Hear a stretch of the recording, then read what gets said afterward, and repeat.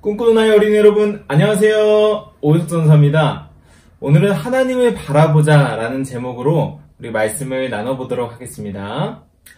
여러분들은 보통 언제 불평하고 원망하나요? 다른 친구들은 건강한데 나만 자주 아플 때, 하나님이 내 기도는 들어주시지 않는 것 같을 때, 나만 뚱뚱하고 못생긴 것 같을 때, 우리는 조금만 힘들어도 불평하고 또 하나님을 원망하게 됩니다.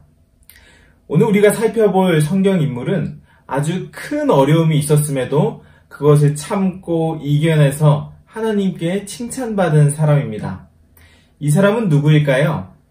네, 바로 욥이라는 사람입니다. 어느 날 하나님이 사단에게 욥의 믿음에 대해서 칭찬을 하셨습니다. 사단아, 욥처럼 정직하게 나를 섬기는 사람은 이 세상에 없을 것이다. 그 말을 듣고 사단은 이렇게 말했죠. 만약 욥이 자신이 가지고 있는 것을 빼앗긴다면 아마 하나님을 욕할걸요? 그리고 하나님께서는 이렇게 말씀을 하셨습니다. 욥의 그 생명은 건드리지 말고 너가 다른 것은 모두 다 빼앗아 가 보아라. 하나님은 마귀에게 욥이 가진 것을 모두 빼앗도록 허락하셨습니다. 어느 날 재앙이 욥에게 찾아오게 됐어요.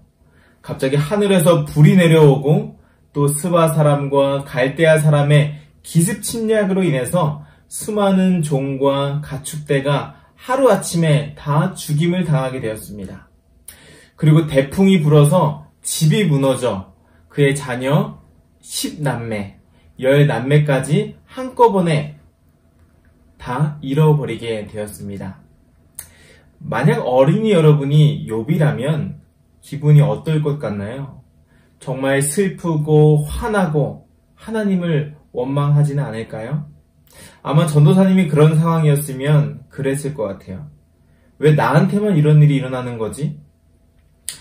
그런데 욥은 그 상황 가운데에서 어떤 말을 했는지 아시나요? 바로 이런 말을 했습니다.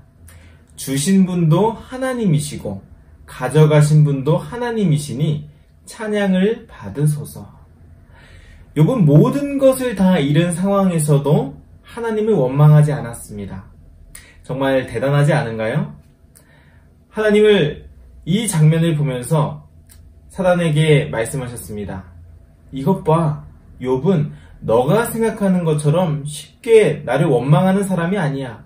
욥은 정직하고 끝까지 하나님을 경외하는 사람이야 라고 말했습니다. 그러자 사단은 그것을 인정하지 않았어요. 인정하지 않고 이렇게 말했습니다. 하나님, 그러면 이번에는 한번 그의 몸을 쳐서 한번 아프게 해보세요. 아프고 괴롭게 하면 욥이 반드시 하나님을 욕하게 될 거예요.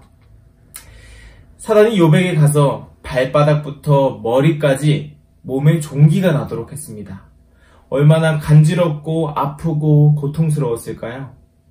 옆에서 그 모습을 보던 아내도 뭐라고 했냐면 하나님을 욕하고 죽으라고 할 정도로 옆에서 지켜보기도 대단히 고통스러운 상황이었습니다. 그런 상황 가운데에서도 욥은 이렇게 말합니다. 우리가 하나님께 복을 받았으니 재앙도 받지 아니하겠소? 이처럼 욥은 그런 육체적인 어려움을 당함에도 불구하고 하나님을 원망하지 않았습니다. 하나님을 찬양합니다. 저에게 이전에 복을 주셨던 하나님을 찬양합니다. 고통당하는 욥을 아내와 친구까지 계속 손가락질했지만 욥은 끝까지 그 믿음을 지켰습니다. 오직 하나님만 바라봅니다. 욥이 어떤 문제들을 가졌었는지 한번 정리해볼까요? 첫 번째는 재산을 잃어버렸어요. 모든 것을 다 잃어버렸습니다. 그리고 두 번째는 10명이나 되는 자식을 잃었습니다. 한 명도 정말 귀한데 10명의 자식들을 다 잃어버리게 되었습니다. 그리고 세 번째는 온 몸에 피부병이 나서 정말 괴롭게 되었다고 하는 것이죠. 그리고 네 번째는 같이 사랑하는 아내, 정말 나랑 함께하는 그 아내가 나에게 계속 질타하고 또 비난을 퍼부었습니다. 그리고 주변의 친한 친구들에게까지 끊임없이 비난을 받았습니다.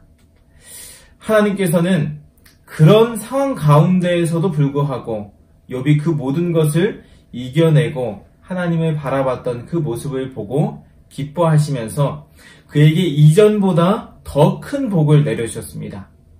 이전의 재산보다 2배 이상을 더 주셨고 자녀도 10명을 새롭게 주셨습니다.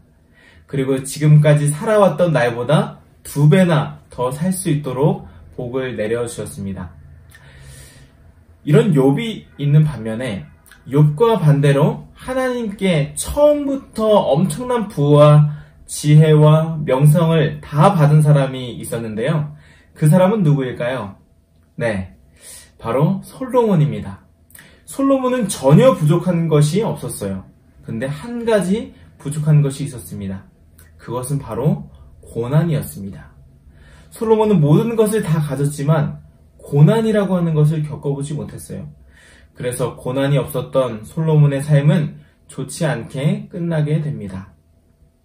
이처럼 하나님 안에 있는 우리에게 어려움이 있는 것은 하나님께서 우리를 계속 다듬으시려고 하시는 것입니다. 바다에 있는 뾰족한 깨진 유리병도 파도가 치면 나중에는 그 유리가 둥글둥글해집니다. 이 조개가 어떻게 진주를 만드는지 아시나요? 네, 조개 속에 이물질이 들어가면 처음에는 조개가 대단히 힘들어합니다. 그렇지만 그것이 깎이고 잘 다듬어지면 정말 아름다운 진주가 되죠. 이처럼 우리에게 돌멩이 같은 고난이 없으면 우리에게는 이 정말 아름다운 진주 같은 보화도 없게 될 것입니다. 그러면 우리는 이 고난을 어떻게 생각해야 할까요? 욥이 엄청난 어려움이 많았지만 끝까지 잘한 일이 있는데 그것은 극도로 힘든 그 상황 가운데에서도 하나님을 바라봤다고 하는 것입니다. 그래서 결국 그는 그 고난을 통과하고 나서 자신이 듣고 배워서 알던 하나님이 아니라 경험을 통해서 하나님을 만나게 됩니다. 이제 쌀쌀해지는 가을입니다. 그리고 이제 2달, 3달이 지나면 겨울이 오죠. 겨울이 오면 나뭇잎이 다 떨어지고 나무는 마치 다 죽은 것처럼 보입니다. 그런데 겨울나무는 잎사귀 하나 없이 맨몸으로 겨울을 맞이하지만 그 다음 해에 봄에 아름다운 꽃과 열매를 맺습니다. 정말 대단하지 않나요?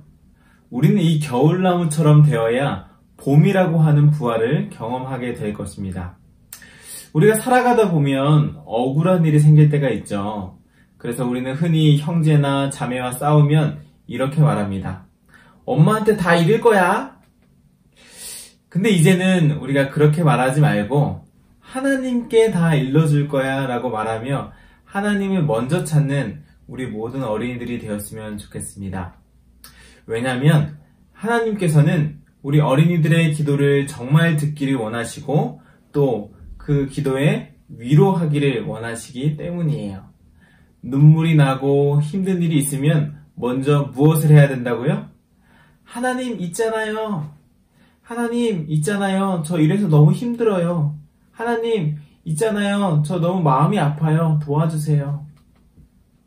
하나님은 우리가 언제든지 하나님을 찾아도 귀찮아하지 않으시고 기쁘게 맞이해 주실 거예요.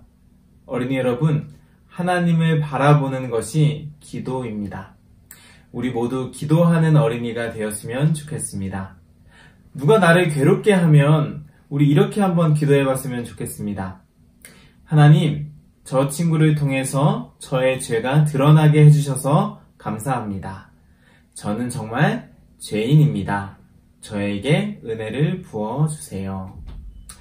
이처럼 언제나 남을 탓하고 나의 환경을 탓하는 친구들이 아니라 욥처럼 어떠한 상황 가운데에서도 하나님을 바라보는 우리 모든 어린이들이 되길 간절히 바라며 말씀을 마치도록 하겠습니다.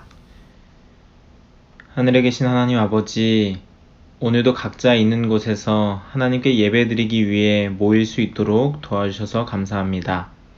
오늘은 욥의 이야기를 들었습니다.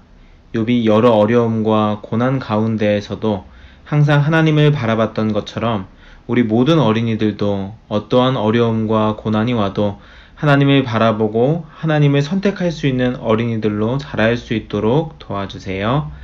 사랑이신 예수님의 이름으로 기도드립니다. 아멘.